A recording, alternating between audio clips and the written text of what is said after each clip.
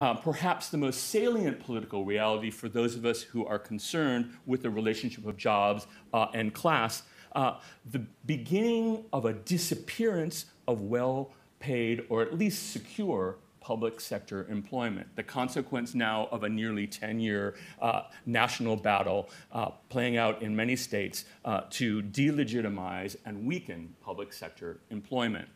If the public sector is the vehicle for the creation of an African-American middle class, and if service sector work remains insecure and precarious and stagnant, we need to think about developing policies that build not just on the disappearance of manufacturing work, which seems to have disappeared mostly forever, but also the appearance and maintenance of public sector employment and policies to unravel some of the stagnation and insecurity and precarity that go with low-wage work. Thank you.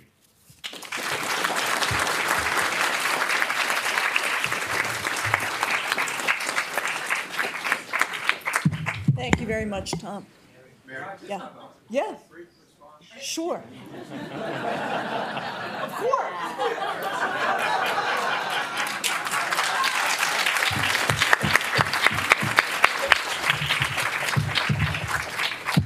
So let me say, first of all, that I agree with all of these thoughtful comments. I mean, really, 3 excellent talks. I agree with all of the major points raised, including Jennifer's point about the inclining, not declining, but the inclining significance of race in the political sphere. But I want to point this out. The declining significance of race anticipated what is happening today. I've made 2 major arguments in the declining significance of race. One, that economic class has become more important than race in determining individual Black trajectories. And 2, the center of racial conflict has shifted from the economic sector to the socio-political order and is being played out in the tensions and racial interactions in the social arena, in debates in the political arena, in the struggle over housing, in schools, but mostly in the political sphere. Because racial antagonisms are products of situations, economic situations, political situations, social situations. And that's what I discussed in The Declining Significance of Race in 1978. What I said then is even more true today. Just wanted to make that point.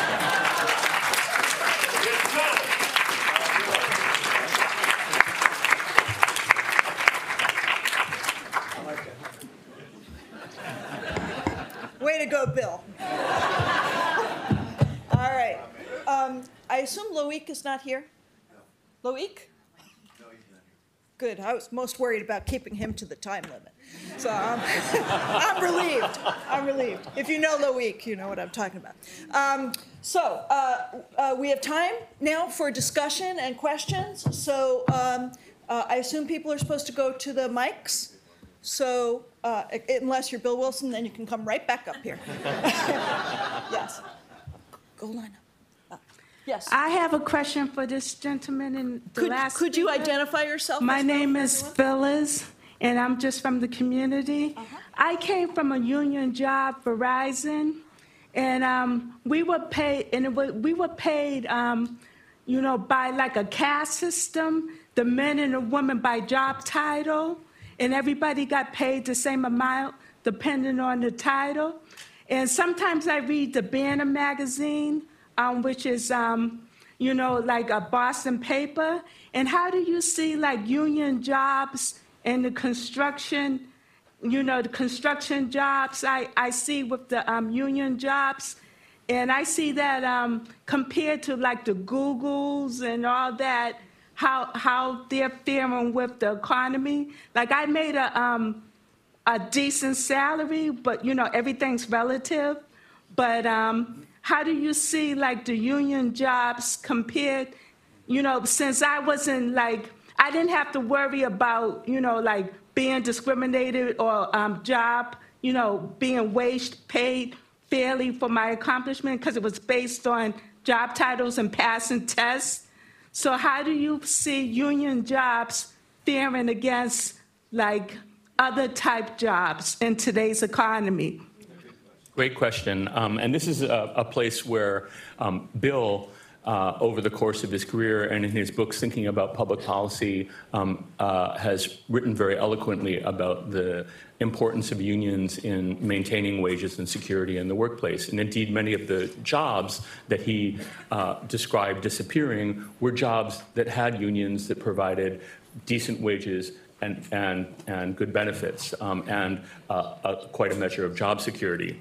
The story that begins really with Bill's career, not because of Bill, but begins with Bill's career, is a dramatic decline in union density in the United States, a dramatic decline in union membership. So today, when Bill began his career, more than a third of American workers, or about a third of American workers, were unionized. Today, about 10% of American workers are unionized. He's looking at me and you. And in the private sector, between 6 and 7% of workers are unionized. And that has devastating consequences. The attack on public sector employment is largely being fought through an attack on public sector unionism, which threatens to weaken what is the only sector of the union workforce that has expanded in the period since jobs began disappearing in the post-Second World War II years, after the 1960s. Public employee unions, maybe not surprisingly, are also unions that have a greater share of, represent a greater share of workers of color than unions in many other sectors, for example, the construction industry. And so the fate of the somewhat disadvantaged that I'm describing is very much intertwined with the fate of unionization. I'll end with an optimistic note, which is recent public opinion surveys show that American public support for unions is at a near high since the 1970s. About 65% of Americans in a poll I just saw released last week state that they support the concept of workers unionizing. But the problem is when we have a workforce that's about 10% unionized, including one of its most robust sectors under really intensive siege right now, we've got a long way to go to narrow that gap between what people tell survey researchers and the reality on the ground. But I think it's essential if we're going to think about the ongoing inequalities and injuries of class in cities like Chicago or Detroit or others, or here. Okay, thank you. All right, Van? Van Tran from the Graduate Center of CUNY. First of all, thank you for a wonderful panel. I was struck, Jennifer, by your slide, the colorful one that you took from Lady Bobo or Putnam. And I wanted to sort of make an observation and then a question. The first is that there's a clear decline, I think, on the interracial attitude, and whites have been significantly more likely to be accepting of blacks and of other different groups. But what is not shifting as quickly is the institutional and the structural racism, which has improved but not enough during the same duration of half centuries, 1960 to 2010. And that led me to the question for the entire panel, which is really the importance of power and placing power at the core of our analyses, both in political science, but also historically from slavery and social death, where power is so central. And I remember in the 1970s when power was really an important issue for sociology. And over the last half century, somehow power sort of was left on the wayside. And I think I would like to invite your thoughts on how we could approach the question of power, because fundamentally inequality is about power and who has what and who controls what and who can effectively change what in terms of policy. Thank you. Well, I Turn on your mic, Jen. complete and total agreement. I teach a course on power in American society, and I just taught a class yesterday on power to the public policy class. So the short answer is yes. I completely agree. I would say three things very quickly. One is, I mean, I think what Tom is talking about, what Bill's talking about, what I'm talking about, echoing Bill even more than I remember that I had echoed Bill. That, yes, the distinction between institutional and structural phenomena and individual attitudes. You can talk about unionization, you can talk about gun control, you can talk about immigration and immigrant incorporation for that matter, where a majority of the American population supports at least equal levels of immigration and a pathway to citizenship. So there's huge disparities in a lot of policy arenas, certainly in race, but not only in race. Second point is, I think that Larry's public opinion data, I mean, I presented them. I agree they show something important. I also think the recent presidential election shows something else important, which is my, is this racism to say something or other? There are a lot of layers, right, to racial attitudes, racial practices, racial institutions. I don't want to say that everybody who said positive things in those surveys was a hidden secret racist who was lying to the surveys. That's much too simple. But one of the roles of institutions and structures is to push people in one direction or another among the array of possible attitudes that I might hold. And so I think there's more of a link between positive, principled attitudes, the 2008 and 12 elections, the 2016 election. We got to figure out how to reconcile all of those.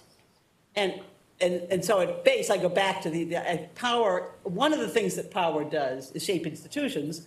Another thing it does is shape the expression of an array of possible attitudes and views in channeling them in one direction or another. That's only the beginning of a much longer, complicated conversation. Yeah. Turn your mic on, Orlando. Oh, yeah. First of all, may I also repeat that Bill's first book was centrally focused on the problem of power. And indeed, that was the major point, different ways in which it operates. But the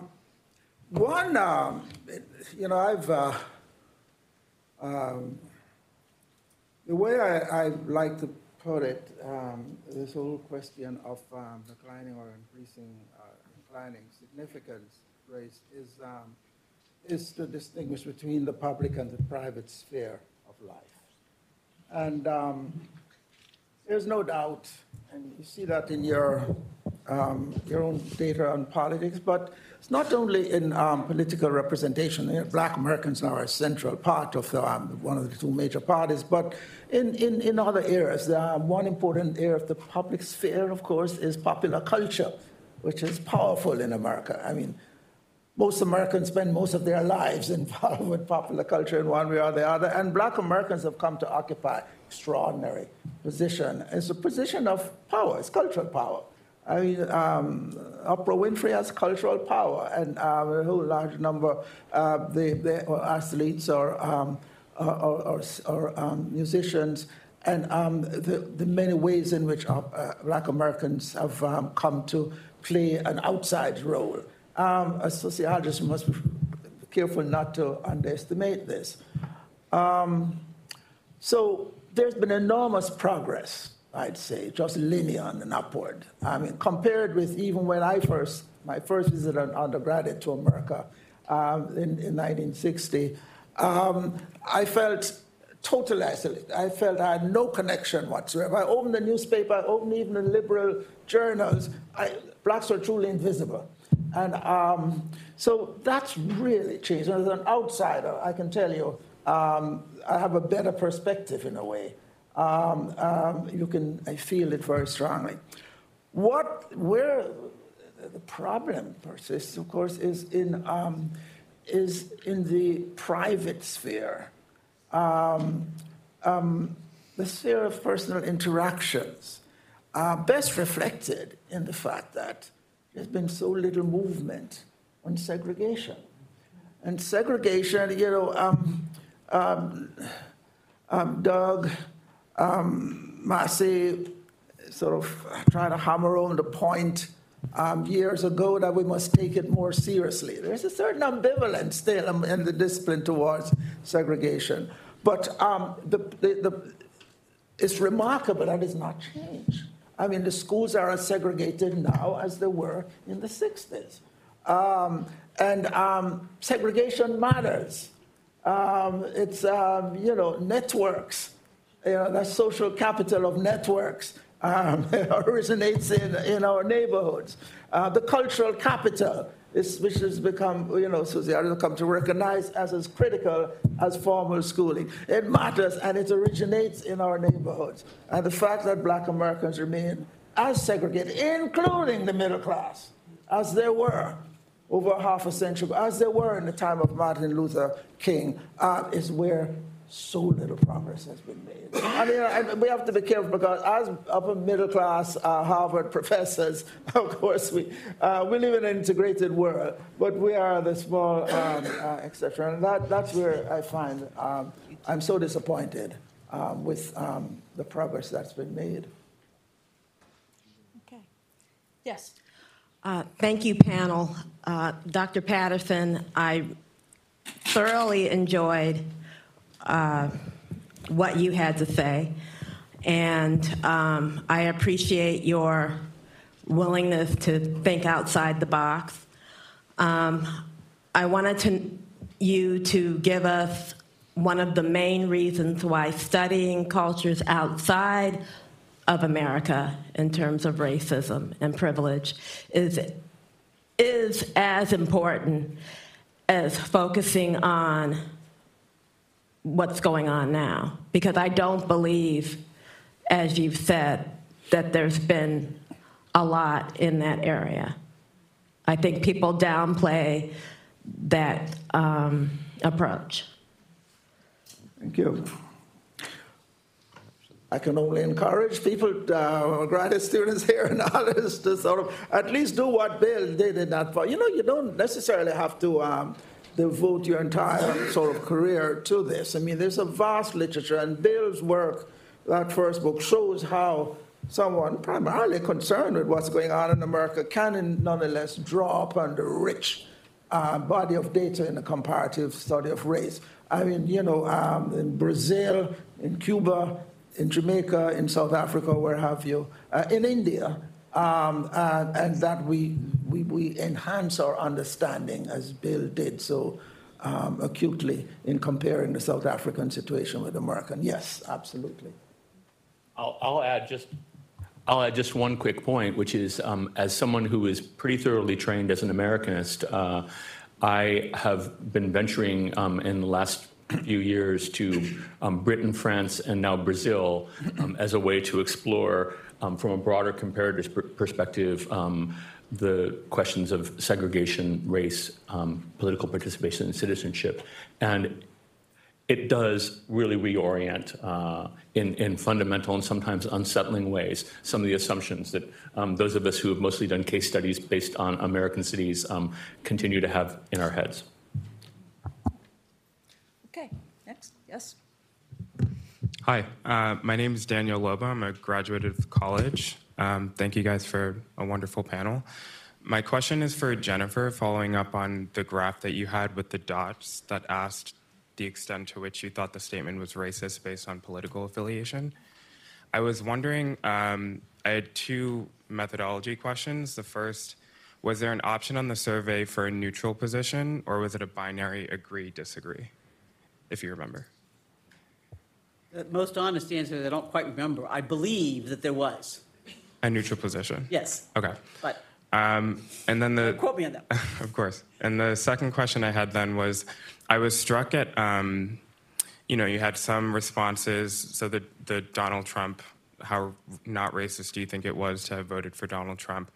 You saw a prevalence of about 80% of Republicans saying that that was not racist.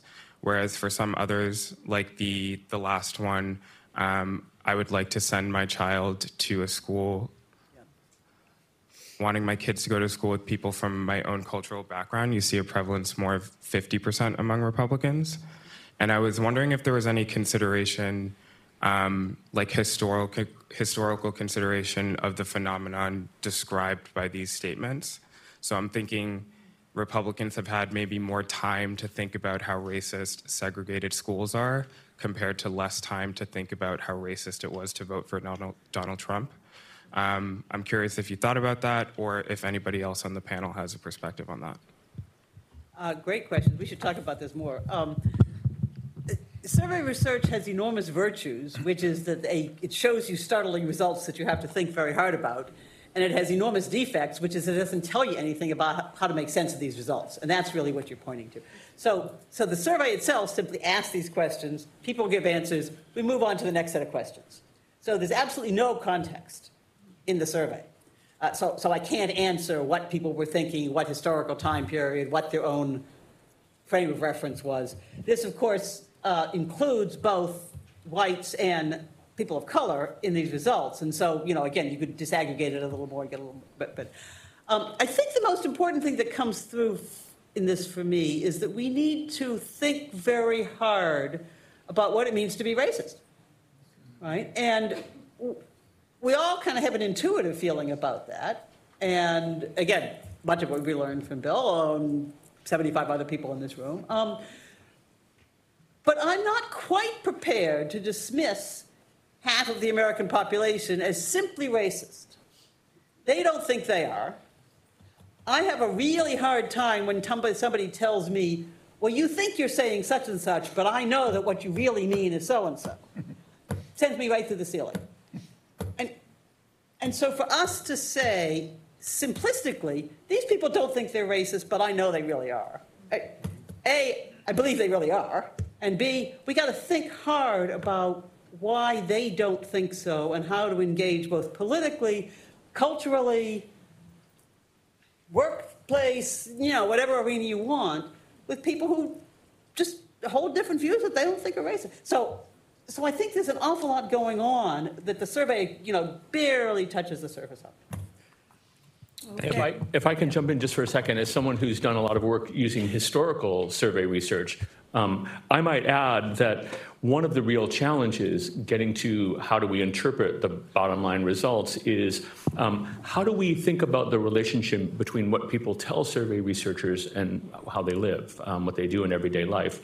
I think, for example, of one of the most profound changes in public opinion between the 1940s and the 1960s, which is only about a third of Northern whites in the 1940s expressed any willingness to have their kid go to school with anyone of a different race. By 1963, 20 years later, the numbers had more or less flipped. About 2/3 of whites said they wouldn't have any problem having their kid go to a school with a student of a different race. But did that happen? And how do we think about the ways in which what people express in attitudes actually plays out in everyday life and everyday practices? And that proved to be a much bigger hurdle. In other words, changing discourse, changing language is necessary, but I would argue far from sufficient to lead to the kinds of institutional changes that are necessary to get at the core of racial inequality.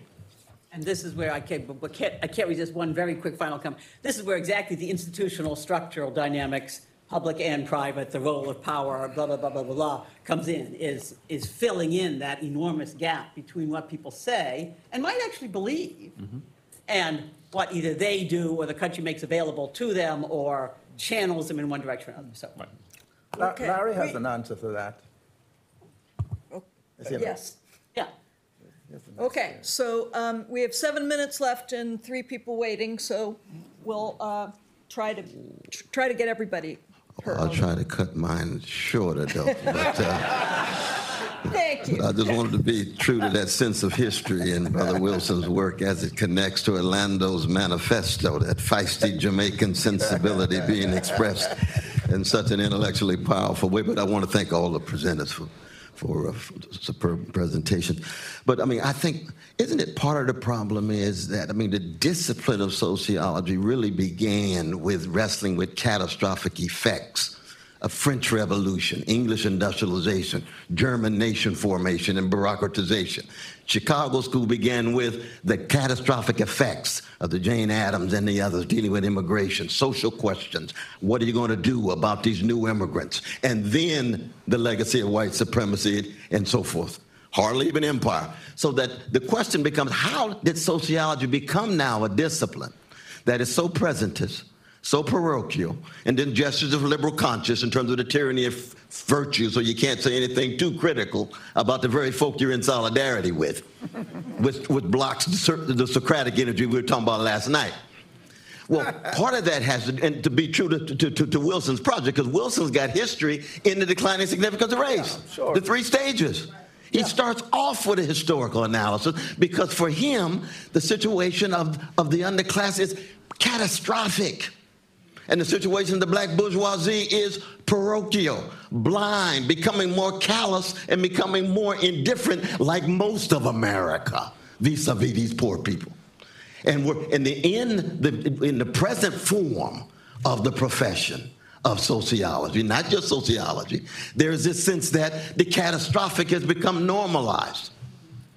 So the dystopia goes hand in hand with this professional context of more quantitative analysis and technical ways and trying to keep track of X, Y, and Z, and you lose sight of what the origins of the discipline were, from Marx to Du Bois to Weber to Durkheim to Zimmel to Albion Small and all the way up.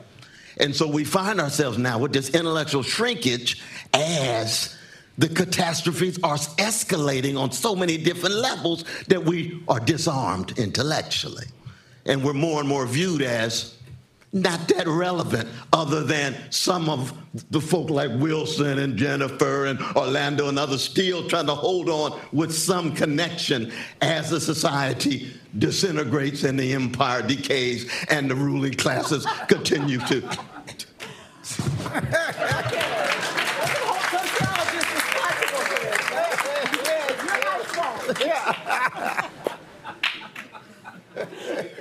All right, anybody want to answer that one? It makes a lot of sense. We all agree. All right. Yes. Damn, I gotta follow you.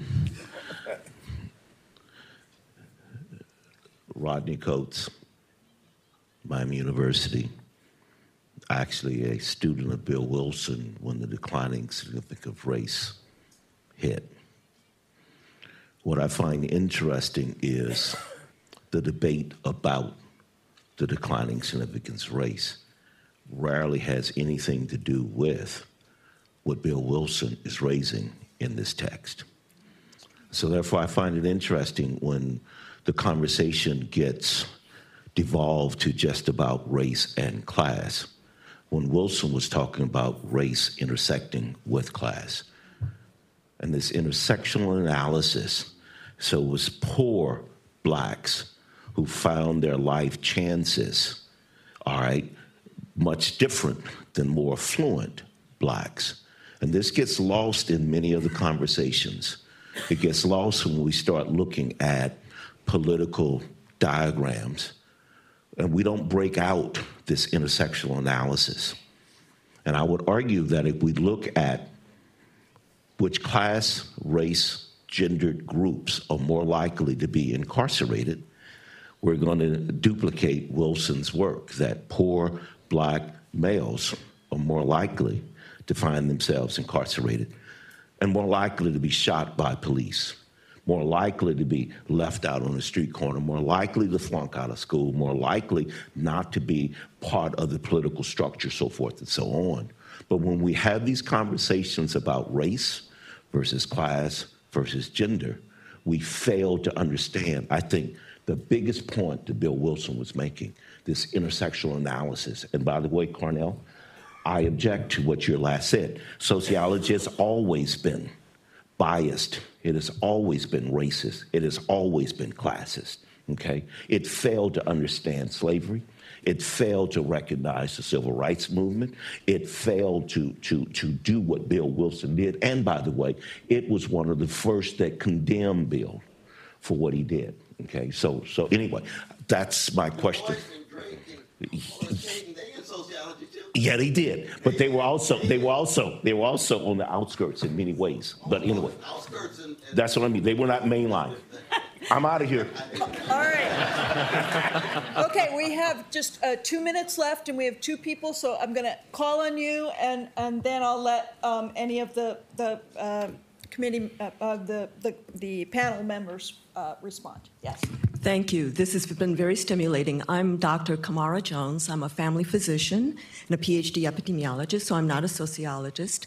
My work is on naming, measuring, and addressing the impacts of racism on the health and well-being of the nation, and I'm here for 9 months as a Radcliffe Fellow. And I rose to speak because as a physician, we've had to go beyond race a long time ago because race has been so biologized in medicine that we have to, in trying to understand so-called racial disparities, we have to go straight to racism. So I rose, so you guys are talking about race, and then every now and then somebody talks about racism. But then when the slide about are these statements racist came up in this conversation, well, you know, people can agree with these things and you might think they're racist or not. That is why it doesn't matter. We are never in a position of trying to divide a room into who's racist and who's not, because racism is a system. It's not an individual character flaw or a personal moral failing or even a psychiatric illness. It's a system of power that's of structuring opportunity and assigning value based on so-called race with several impacts. And I'm not going to go into my whole theory, but my question is,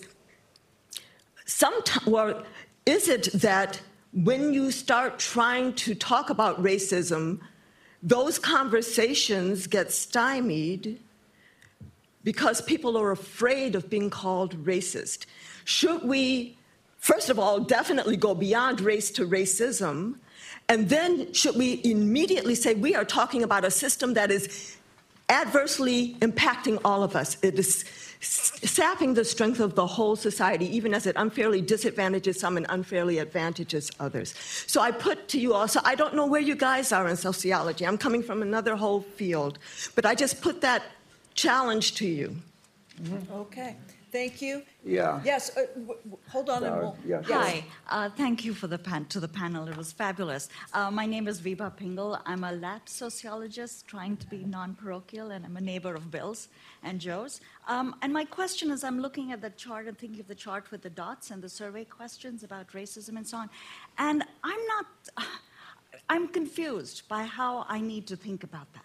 I agree that maybe not half the population of the country or the electorate should be just termed racism, but maybe it requires us to rethink what the definition of racism is and what it means. What it means in the 21st century, how we should think about it. I'm not quite so willing to say half the country or half the electorate is not racist. I don't know what it means, and I think redefining that would be helpful. Okay. If the panelists want to just take 1 minute, because we're over time, to respond. Yes. On the question of health and racism, every time I read a report, I think, you know, these folks ought to go to Jamaica and just look at the medical record there. My sister was the chief medical officer, and I know quite a bit about what's going on. And when I read forms of illnesses being attributed to racism, look, one simple control is to go to Haiti or Jamaica and so on and see what's happening. You know, I mean, so it'll sort of calibrate a bit. The same goes for, you know, I remember, well, the conversation some years ago about a team of blacks from the Chicago ghetto who went up to the suburbs and the terrible things they were saying about these ghetto kids playing with white kids. And, you know, I figured, oh my God, I just heard the same thing not so long ago. Oh, it was the Jamaican middle class talking about the kids from the ghettos coming to play up in Upper St. Andrews. So all I'm saying is, to repeat my plea here, and also in terms of how far we've come, again, a comparison of America and Brazil would be very, very... Now, Brazil has the largest black population outside of Africa. It's almost 50% of the population. And when you see how far or how little progress blacks have made, you begin to take a rather different perspective on what's happening in America, certainly in the political scene. When George Bush famously said to the president of Brazil when he was visiting, and he mentioned that they were thinking of adopting American affirmative action, Bush said, "Oh, you have them there too." I have to defend Bush because when Bush looked around at the diplomatic corps of Brazil, it was lily white. You would not believe this is a population that's 50% black. Okay. So what I'm saying is comparisons give you a perspective on how far we've come and how far we've not come. Yeah. Okay. Amen. Okay. I'm going to try to answer 3 questions in 1 sentence each. Intersectionality, absolutely. The conversation that I had with Bill Wilson at the Center for Advanced Study, which he undoubtedly doesn't remember, but I remember vividly, was precisely about the question of whether I should write a book about the intersection between race and class and the ways in which African-American middle class and white middle class were in some sense similar, blah, blah, blah, blah, blah, blah. So intersectionality, yes. I didn't do gender, but Tom at least has brought it back onto the table, seems to me correctly. Racism is a system of oppression, absolutely. I don't disagree with that for a second. Again, I study institutions, I study structures. I mean, that's, yes. So that's the short answer. The reason for thinking about public opinion is not that I think public opinion, that individual views, is it racism, is it not, am I honorable, am I not? Fine, we can endlessly debate that in conversation. I'm trying to make sense, as a scholar, of how we went from the 2008 and 2012 elections to the 2016 election. Mm-hmm. That's what underlies this particular set of questions. One answer is, the world is this thesis, antithesis, and then someday, eventually, a Latino gets elected and we have a synthesis. I mean, who knows? One answer is that Obama, people were freaked out. Too many whites thought, oh my God, the most powerful person in the world is black. That's not what we meant by racial liberalism, by Larry Bobo's data. One answer is that power has the effect of shifting this array of possibilities. And in 2016, we had a set of possibilities which were highly unpalatable as compared with 2012. We had 2008 especially, one really good possibility and one not. So I don't know, but it seems to me one place to start is not with the assumption that people who disagree with me are wrong and I'm right. It doesn't work politically. Okay, great. Sorry. That's okay. Just a couple of quick last points. One of the things that most influenced me about Bill Wilson's work was that he challenged throughout his career 2 of the most pernicious premises in our discussions of race in America today. One, that race and class are analytically or politically separate, that it's a zero-sum game. We talk about race versus class. He and I might have differences in opinion about the mix of race and class, but I think we both fundamentally agree, against much conventional wisdom, that we can't think about them separately, or that capitalism generates inequality and that's disproportionately borne by people of color, and we need to understand why. Second, from Gunnar Myrdal all the way up to the present day, we still are profoundly shaped by individualistic understandings of race and racism, right? When you bring up the word race or racism, particularly to a white, it almost automatically becomes a searing moral indictment of the person, based on a sense that racism is what you hold in your heart and mind. Bill's work reminds us again and again that it's systematic, right? That it's structural, that it's institutional, that by probing hearts and minds isn't going to get us very far politically or analytically. And those 2 challenges to those pernicious premises are essential, particularly at a moment today when on the left, the race and class binary seems to be gaining in force. And on the right, as folks begin to use explicitly racist language, our politics and our activism have turned towards trying to go after that language without thinking about the ways in which it's the institutions and structures, education, work, housing, that are still at the very core of racial inequality in the United States, not a bunch of hooded racists, as vile as they are, using a pernicious language. So I'll stop with that. Thank you. Okay, I want to thank the panel. Nice try, Mary. have a break? When should people come back? Thank you so much, everyone. Again, a great start. We are going to try to get back on schedule, but we'll have a 10-minute break now. So be back here at 11:05. Next panel, come back in 5 minutes. Thank you.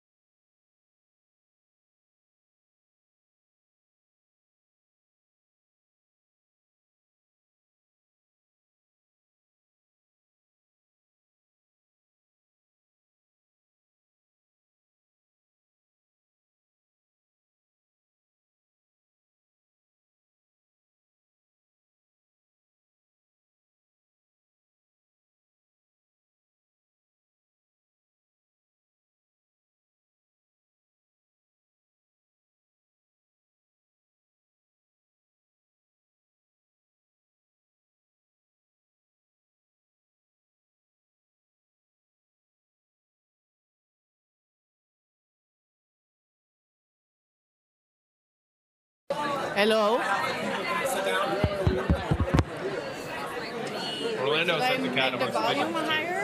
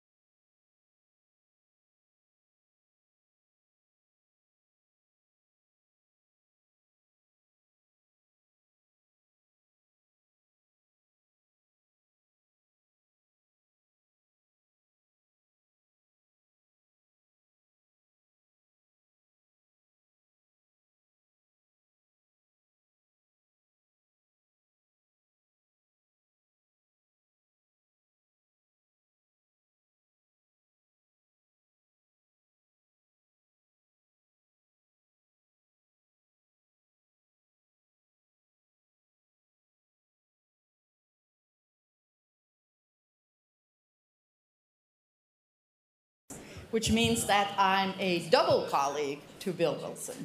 It was a great privilege, and since I came to Harvard in 2002, being part of the African and African American Studies program has been sheer joy. So it's largely thanks to Bill that I'm there, and I want to thank him for this. I'm very honored to be here today. I'm a little tempted to start by a hearty defense of sociology. I think that there are a great many narratives about our discipline. Some of us have great faith in the future of our discipline, and I know that Bill very much shares this faith and this enthusiasm. So, and I know that you know that, Gordon. I know that you're also very supportive of much of what's going on there. So I will start by saying just a few words on what Bill has meant to me intellectually, as a mentor, as a role model, and as a co-advisor, and then we'll turn on to the panel. We have very excellent bios for each of the speakers, so therefore I'm not going to summarize the bio to you. I will speak about some of the members of the panel in my introductory comments. But so what I want to say is this. I think many of us in the room would like to be Bill Wilson when we grow up. And we would like to be Bill Wilson not only because of his staggering intellectual achievement, but also because of his humanity and who he is as a person, able to combine the highest level of intellectual achievement with this concern for people. The fact that he thanked his sister for being there yesterday is genuine Bill. So this is the combination that is absolutely unique, which we all want to emulate. I did my graduate work in France, which means that when I came here, I didn't have a mentor, and I've never had an American mentor, and Bill is as close for me as it gets when it comes to an American mentor. Very early on in my career, he decided that I had interesting things to say, and he's been supportive all along. He wrote a wonderful endorsement for the dignity of working man.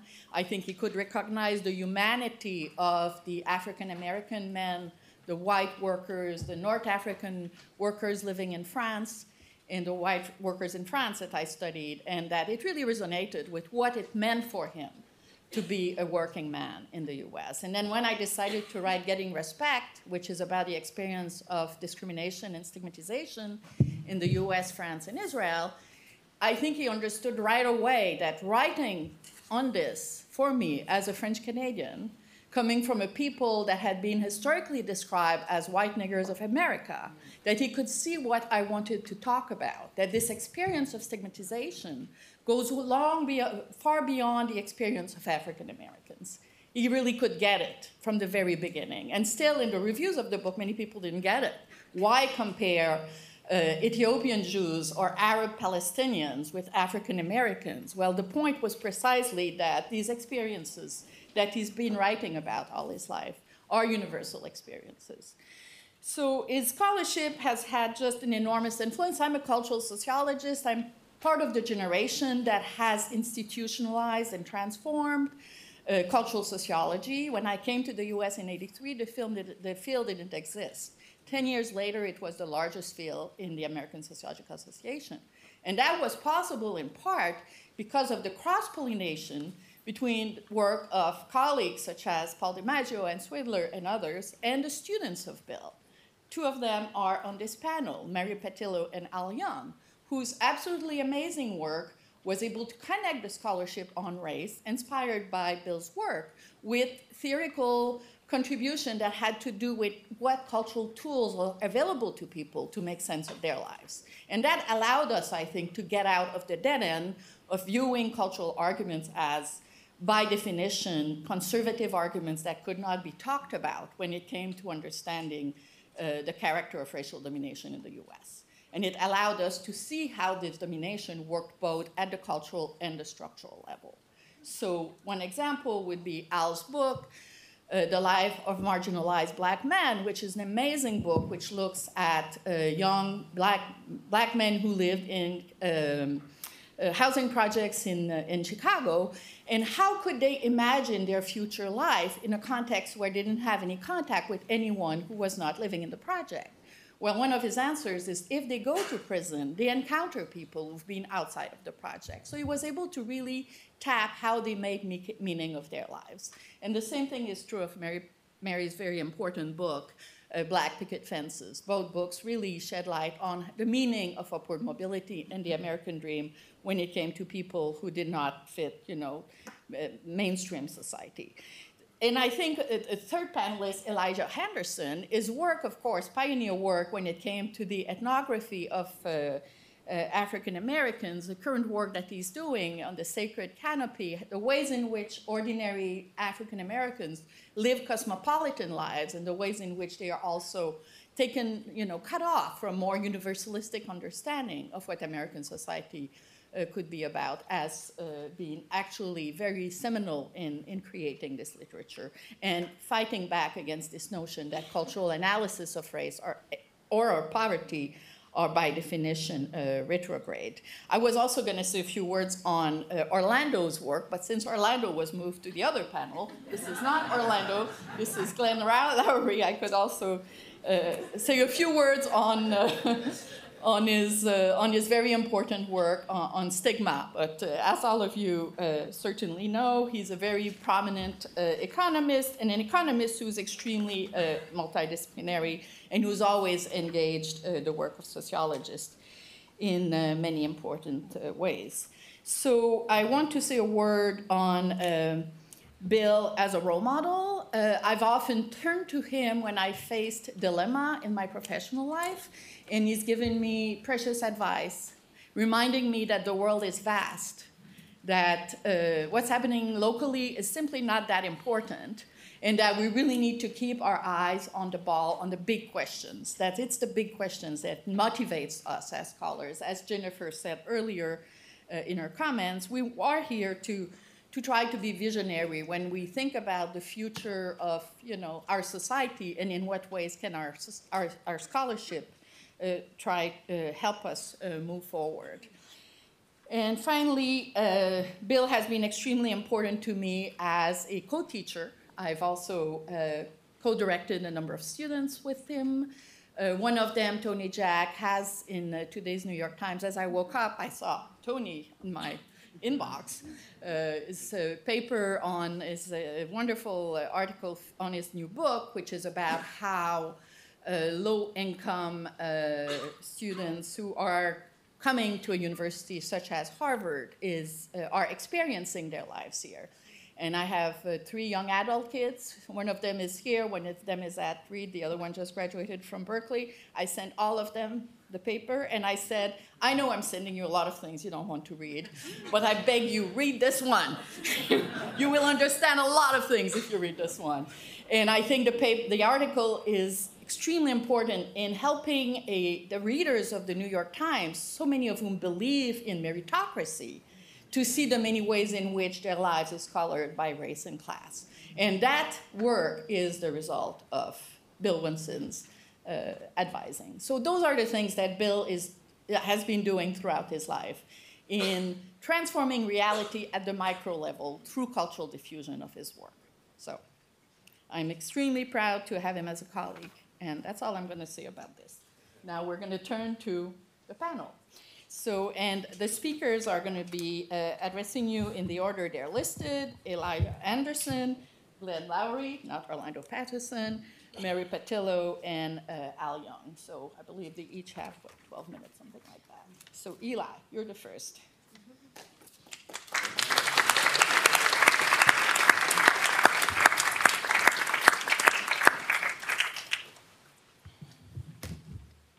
Thank you, Michèle. Good morning. Good morning.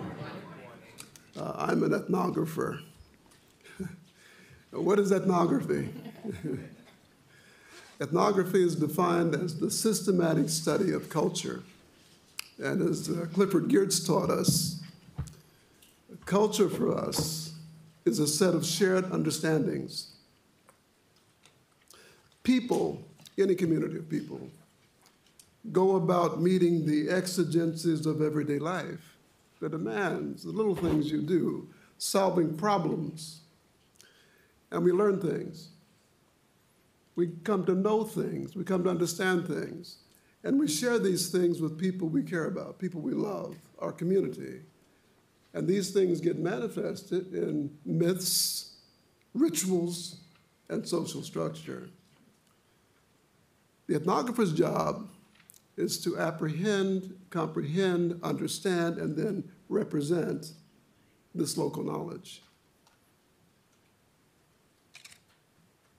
Also, the ethnographer's own story is oftentimes a part of his or her work. It can't help but be, you know. It can impede or even facilitate one's understanding of certain things, you know.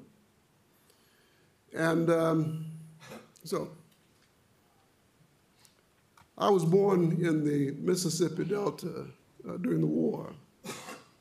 My grandmother was the midwife when I was born. A very religious woman, she named me Elijah. She was Big Mama, you know. And my mama, she was 20 years old when I was born. And my mama went to the cotton fields every day, and so did my daddy, and so did my grandmama. And by the age of 2, my folks moved north to South Bend, and Skip promises to do a genealogy of me. For a small fee. Oh.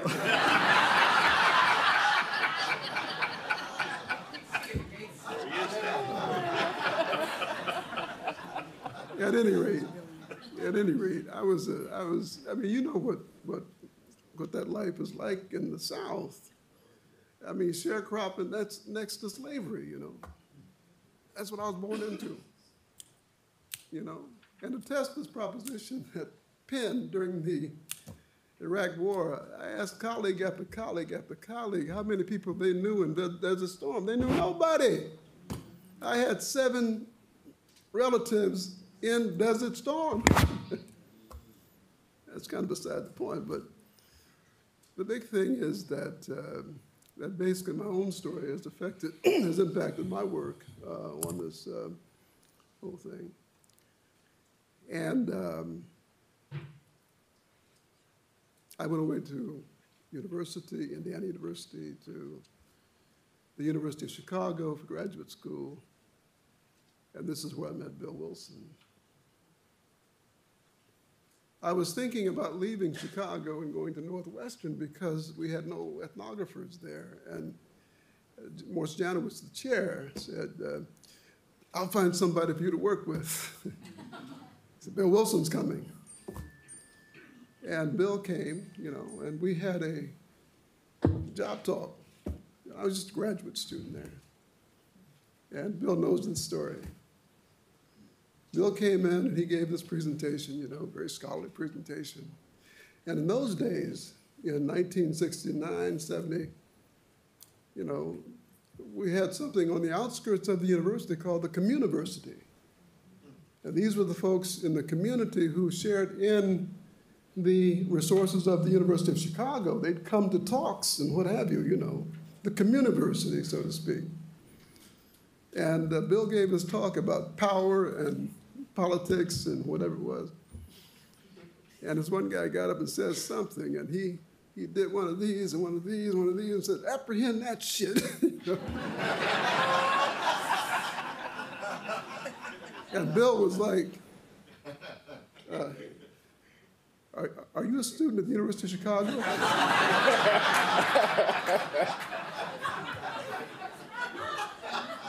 I'll never forget it. It was great. And he came and we became friends, and I took his classes, and the rest is history. And I moved on from Chicago to Northwestern, to Swarthmore, to Penn. 12 years ago, I came to Yale, where I'm comfortable. And I say this because as a person, I've moved from the symbolic bottom of this system, and now I operate at the symbolic top. And I've taken field notes along the way. Field notes.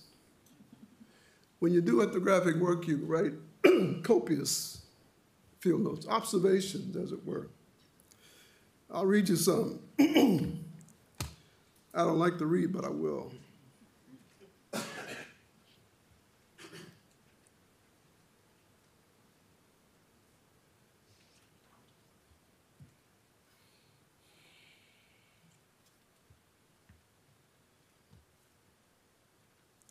Since the end of the civil rights movement, large numbers of black people have made their way into settings previously occupied only by whites, though the reception has been mixed.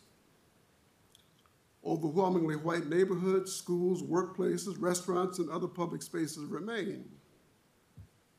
Blacks perceive such settings as the white space, which they often consider to be informally off limits for people like them.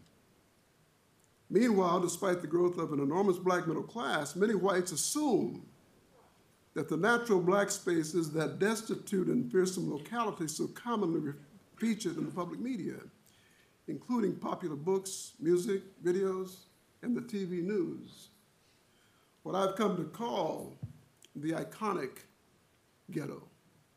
The the iconic ghetto. White people typically avoid black space, but black people are required to navigate the white space as a condition of their existence. In the minds of many Americans, the ghetto is where the black people live, symbolizing an impoverished, crime-prone, drug-infested, and violent area of the city. Aided by the mass media and popular culture, this image of the ghetto has achieved an iconic status and serves as a powerful source of stereotype, prejudice, and discrimination. Because of the history of race in America, especially slavery, and particularly the status conferred on black people because of the iconic ghetto, when navigating the larger society, and especially white space, which is a perceptual category, initially the black person typically moves about with an immediate deficit of credibility, a situation that has implications for the black person's relationships with virtually every American institution dominated by white people, including those of education, criminal justice, work, and public life more generally. Black skin is typically conflated or confused with putative lower class status, with what are generally regarded as cultural and social deficits. And this is in part because the average white person, upon encountering a black person, immediately associates him or her with the iconic ghetto, a profound manifestation of which, the legacy of white supremacy in the United States. Depending on his or her social status, including education or even common sense, the white person can be, in turns, patronizing, condescending, or wise, in Goffman's sense. Since the ghetto is generally assumed to be such an impoverished and dangerous place, and black people are strongly associated with it in the public mind, the burden of proof for claiming to be law-abiding and decent is often on the black person. In other words, black people move about American society with a provisional status, which requires the black person to disabuse all others of their negative attitudes and assumptions. What this means is that in order to escape being the goat, as in scapegoat, black people are required to perform respectability or ingratiate themselves with their audience in a manner that allows them to pass inspection.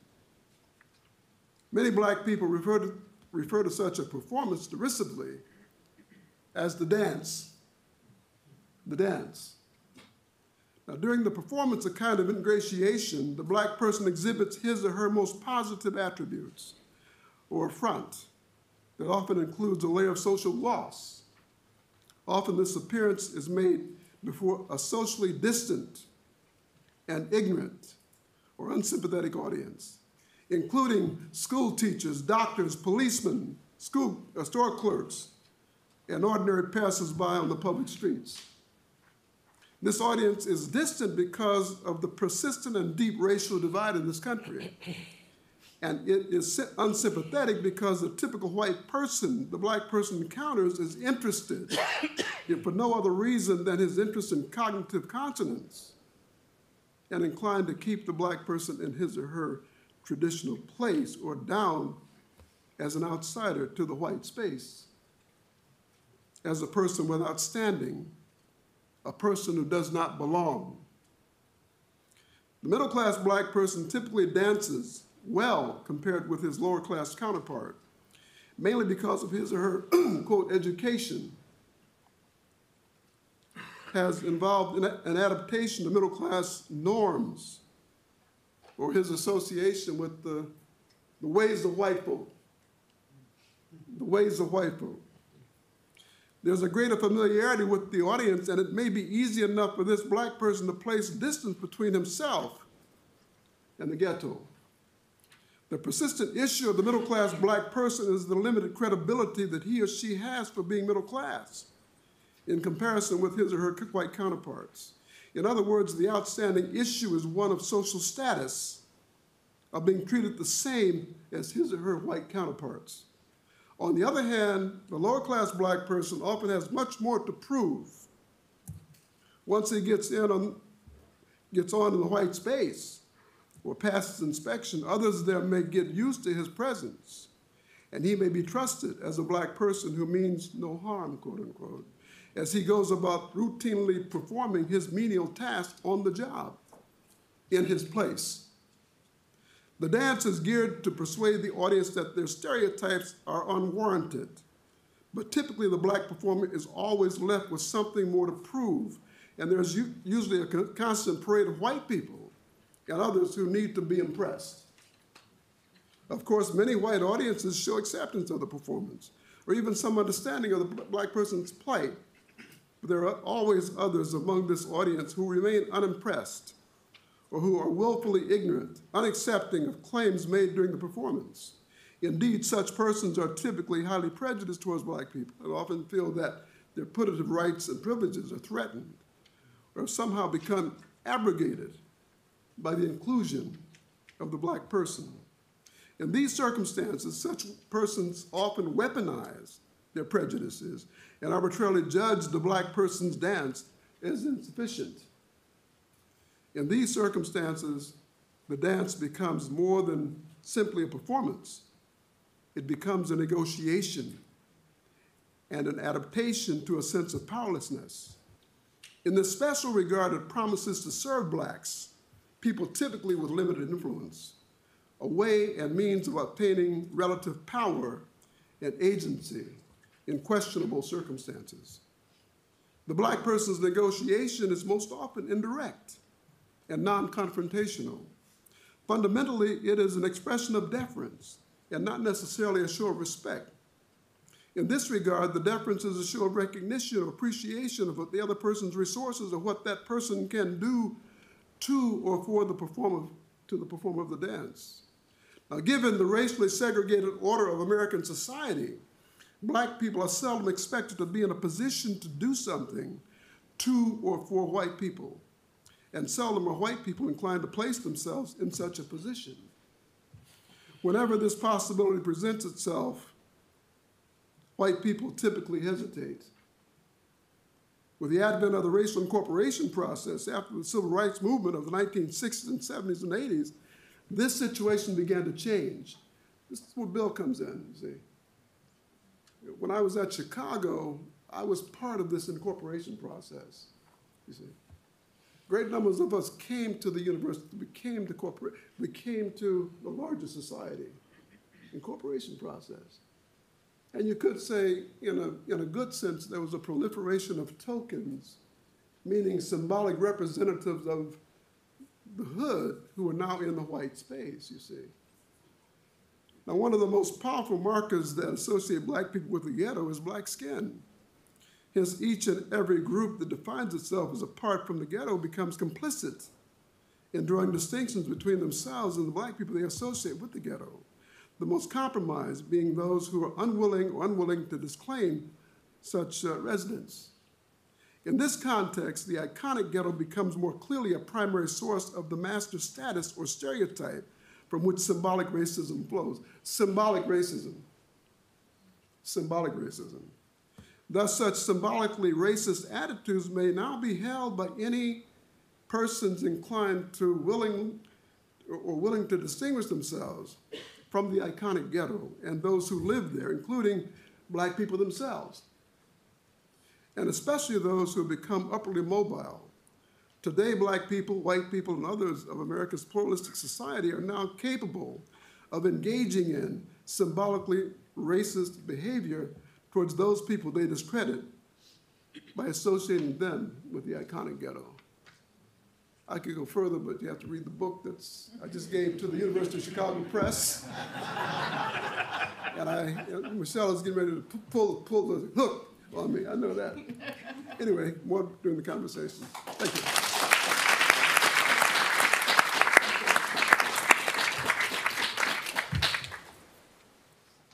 Next we have Glenn Loury.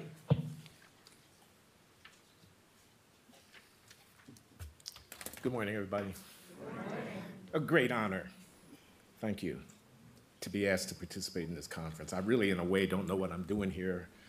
I'm not a sociologist, and I'm a prodigal son I was struck at dinner last night when Skip told the story of the achievement of bringing William Julius Wilson into the fold. He and Anthony Appiah were arriving in 1991, and I was on my way out the door in 1991, walking across the river to Boston University with my tail between my legs, so to speak. Bob Putnam begged me to stay, but I wanted a fresh start, someplace that wasn't Harvard. So I'm back. Things have changed a little bit since 1991. Congratulations.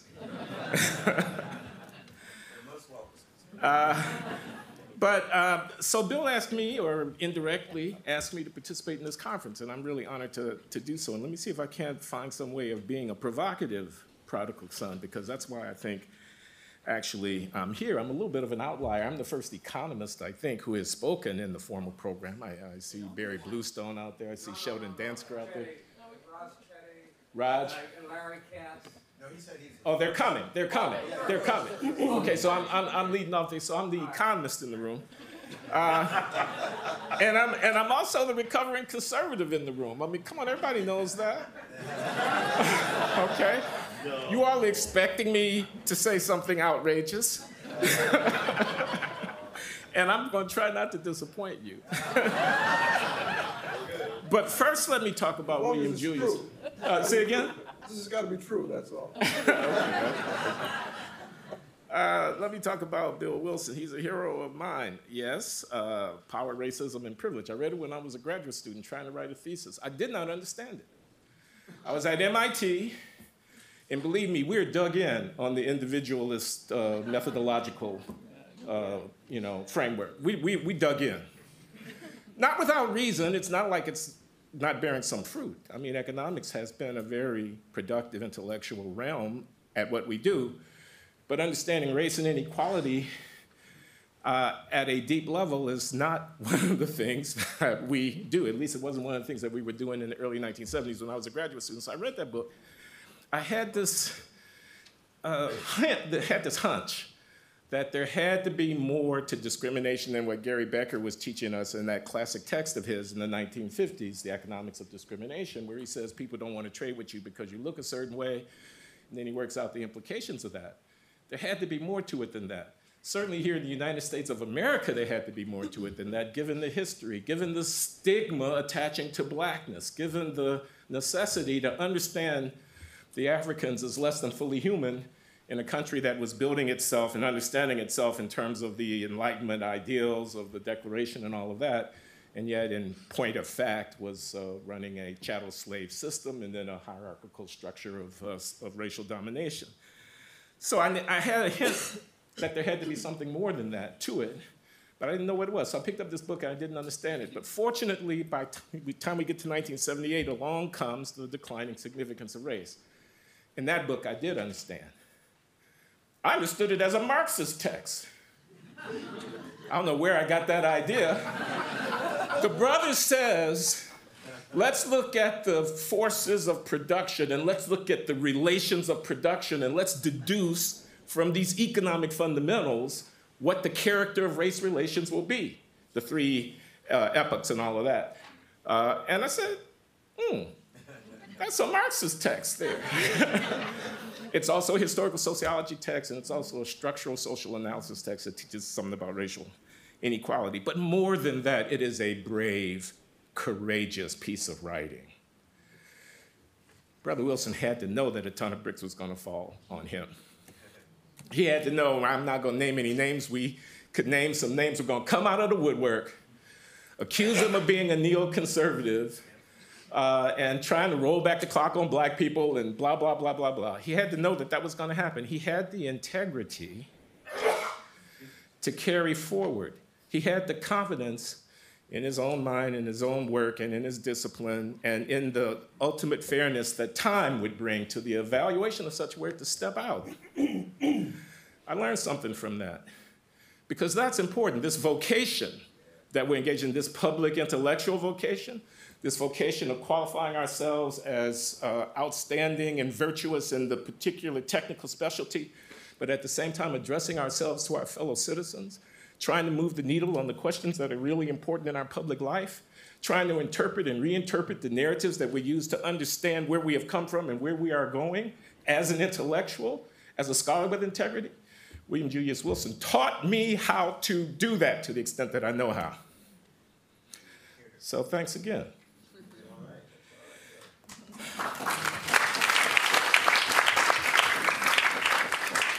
I could tell you about my work, but the time is limited, and it's more important that I be provocative, I think. So let me tell you about some other books of bills that I've read. Bridge Over the Troubled Racial Divide, More Than Just Race. And I put that together with the title of The Declining Significance of Race, not the substance of it, and I say, I got a social democrat here who's trying to teach us that, okay, race is a real phenomenon. Let me sketch out exactly how it's real and how it's worked out in American history. But it's not the only phenomenon, and it's not the deepest phenomenon. And if I'm trying to do politics, it may not be the most effective way of framing what it is that I'm trying to do. If I'm trying to put together a coalition where I've got 50% plus one vote in order to get massive things done in the society that are necessary to create opportunity for all of our citizens, I understand William Julius Wilson to be saying, and he can certainly correct me, it may not be that framing that enterprise in racial terms is the most effective way to proceed. And I will add to that, and I don't know that he would agree, it may not be that it's the right way to proceed. Because our white brothers and sisters, Cornell, are our brothers and sisters too. J.D. Vance is talking about something. When I read Matthew Desmond's ethnography about housing insecurity in Milwaukee, there's a trailer park in there. And the rapacious landlord is running the trailer park. And the white folks got drug addiction problems, and they got infidelity and marital problems and violence and domestic things and chaos in their lives, too.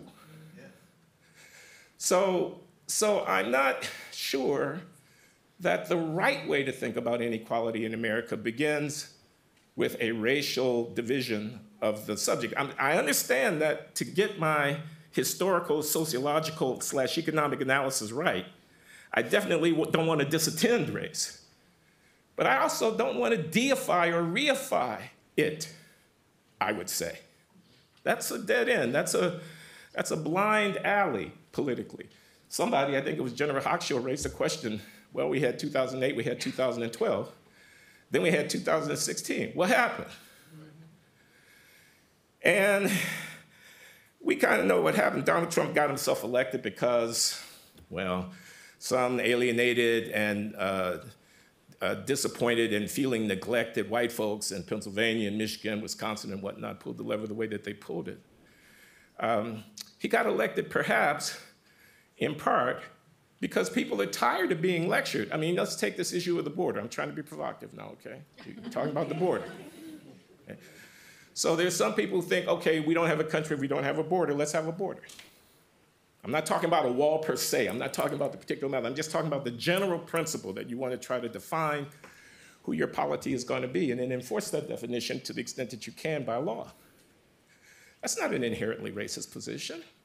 There's a whole argument, I know that Cornell won't agree with it, about why, if I'm an African American, I might want to be concerned about low-skilled labor coming across the border without restraint. And why I'm an African American, I might especially want to credit the eventual justness of the American state, because I don't have any place else to go. People talk about reparations. I happen to think it's a very bad idea politically, for the reasons that I am hinting at right now. Not that it's not due, but that I wouldn't frame a Social Security level magnitude social intervention in those terms. I wouldn't. I wouldn't because it's not going to get enacted if I do, but I wouldn't because it's not the right way to think about the American nation state. We are victims. There's not any doubt about that. But our victimhood is not the only thing that's going on here. I don't think we should lose track of that. I want to say a couple more things. In the spirit of getting beyond race, of more than just race, crime, punishment, and policing, I'm going to defend the position that all lives matter. I'm not going to do it in the rhetorical register of trying to put down the social justice workers because they say Black lives matter, and I'm going to say all lives matter. I'm going to do it rather in the spirit of, I don't know, Rogers Brubaker, the UCLA sociologist, about the strategic use of racial framing, of group framing, ethnicity without groups, and this kind of thing. Police are off the hook in this country. They're killing too many people, full stop. 1,200 people a year, too many people shot dead by police officers, full stop. Most of those people are white, as it happens. Some of them are black, and sometimes the cop is a racist cop. Sometimes he's not. Sometimes he or she are just scared going into a housing project corridor or running down an alley after somebody they think they saw had a gun. Here's my point. You want to change that? You want to get somebody other than William Barr being the Attorney General of the United States? Y'all hear that speech he gave to the fraternal police order a month ago or so? I know you heard it. It made the hair rise on the back of my neck. Okay? All Lives Matter is a way of saying, if I undertake, with the interest of African Americans at heart, the project of addressing myself to the use by the state of deadly force among its citizens, I ought not to frame that in racial terms. Why do I say that? Well, I'll tell a story. It would have been a year ago, maybe more, a police captain in Chicago, across the street from City Hall, ran down a stairwell to try to apprehend a suspect, and he ended up getting shot dead down there. He was white, the suspect was black. Of course, if the police officer had gotten the drop and had shot this gentleman dead at the bottom of the stairwell, there would have been a case. There would have been, and if there had been video of it or some questionable circumstance, then there would have been a cause célèbre. And the cause célèbre would have turned on the race of the police officer and the race of the criminal. I don't want cause célèbres depending on the race of police officers and the race of criminals in this country, because too frequently, for structural reasons, okay? I'm not blaming any victim. The criminal is black. Too frequently, the criminal is black. How is it you have to do a sleight of hand? You have to lose touch with reality to construe crime and punishment as mainly a racial issue, and then come out of that without discrediting black people. You have to believe that the overrepresentation of African Americans in prisons is somehow somebody else's fault other than the people who committed the offensive acts. You have to think that gangbangers rolling down the street in inner city St. Louis, Baltimore, Chicago, blah, blah, popping their pistols out the window and shooting 6-year-olds sitting on their mother's lap is caused by structural racism. Now, it may be that everybody in this room believes that, but I assure you that the median voter in many Pennsylvania hamlets does not believe that. I wouldn't frame the issue that way. Affirmative action, I have a modest proposal. Harvard. If test score differences between Asians and blacks really don't matter for who you admit to the university,